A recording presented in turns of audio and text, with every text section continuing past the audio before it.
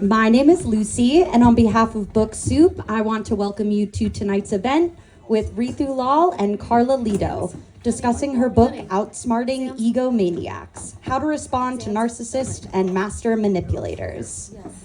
We have a full calendar of events, so if you want to know what we have coming up in store, including events with Miranda July discussing All Fours, Taylor Jenkins Reid discussing Atmosphere, and a virtual breakfast with Jeremy Atherton Lynn, author of Gay Bar, discussing his new book, Deep House. Check out our website, sign up for our newsletter, or follow us on social media.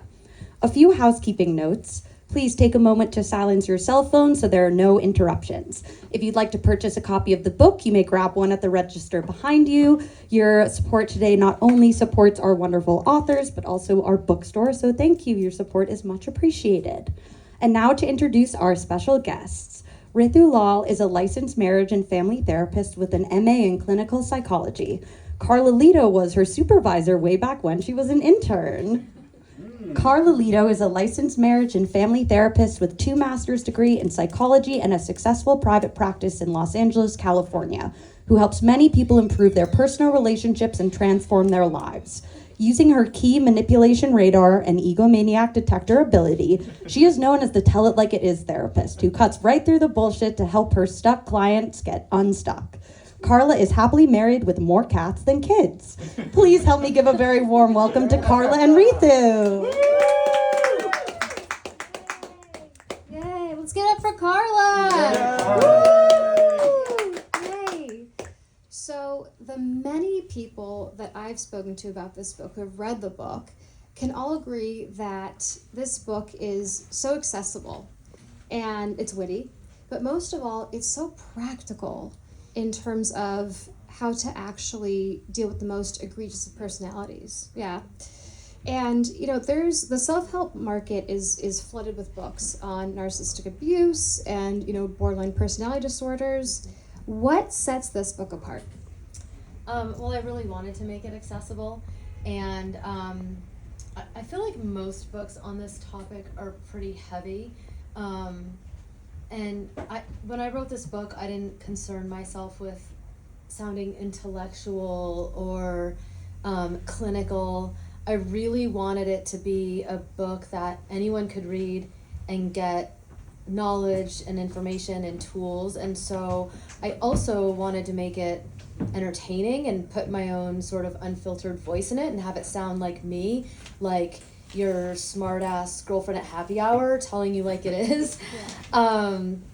And basically, like, anyone can read this book. Like, if you have ADHD, you can read this book.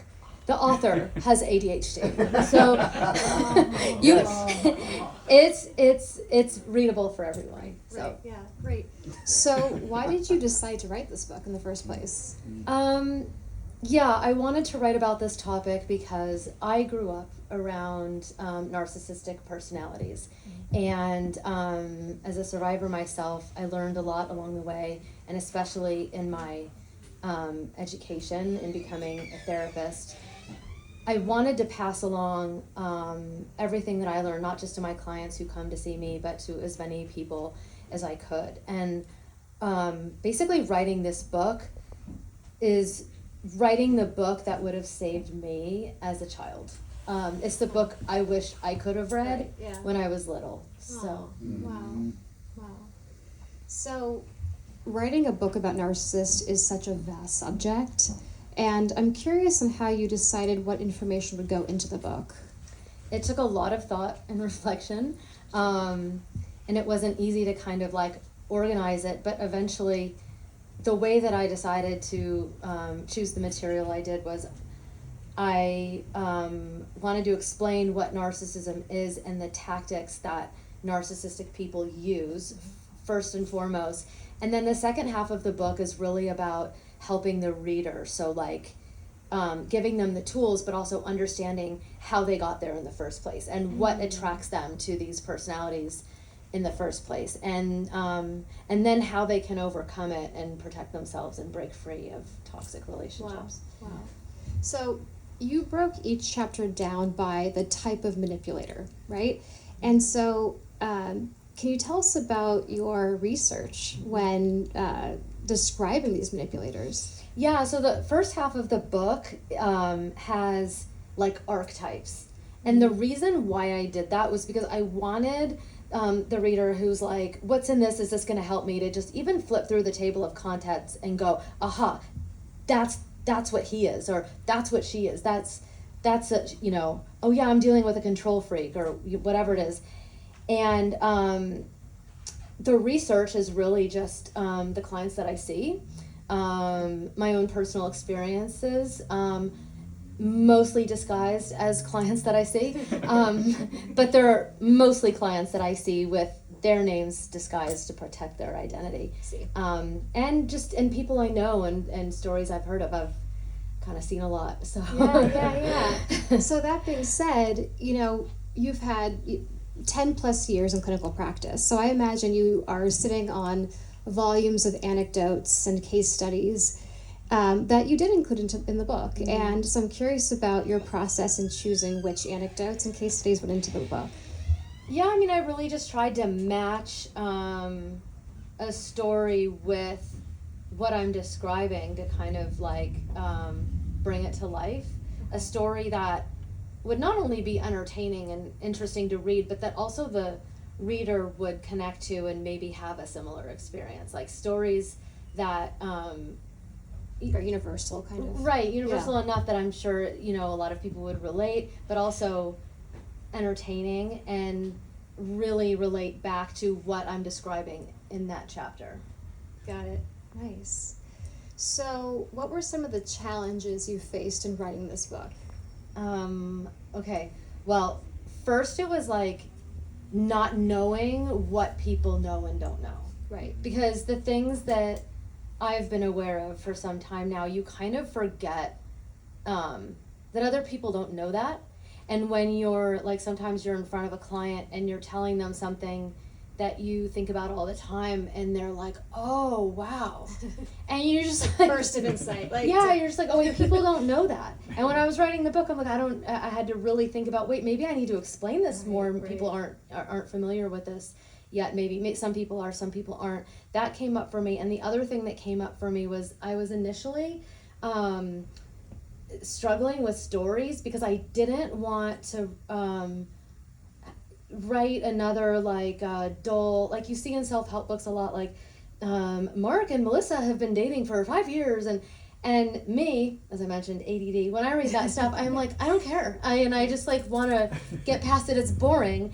And I didn't want to write a boring story. And so, but then I remembered that as a person who was writing a lot of fiction before I became a therapist even, I could just put on my fiction hat and get creative and have fun with it. And then the stories came to life. Oh, nice. And then I overcame that. Yeah. Oh, nice. So now that the book is out and you've had some distance from it, what do you wish went into the book that hadn't? It's a great question. Tony sighed because I talk about this all the time. All the things I think of that I wish I could have included in the book because it never ends. But if I could sort of just like narrow it down to one big important thing that I've thought about a lot, it's that as I mentioned, I disguised some of my personal experiences. Some of my personal experiences I just say are mine, but a lot of the stories, they're mostly clients. A few of them are mine that I disguised as a client. And looking back, I wished I had really just been honest and disclosed that it was me, that it was my story. And when I initially wrote the book, I wasn't trying to tell my story or make it about me. I just wanted to reach people. And now I realize that telling people what really happened to me when it was me gives them an opportunity to connect to me more as an author. So I wish that maybe not all of them, but one or two of them that were really me that I didn't let on. Yeah. Maybe I should have just said so. Yeah. One or two here and there. Just a little bit more self-disclosure, and Sure. maybe even coming up with more stories about me rather than trying to hide behind the clinical outfit. Wow. You know?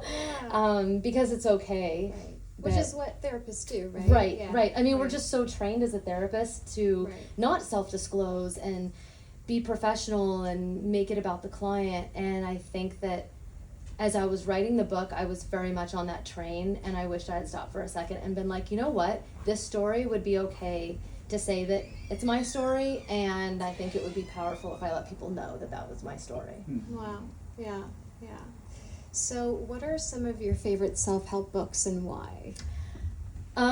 So two self-help books that I think inspired me the most inspired me for the same reason, which was really just their voice and their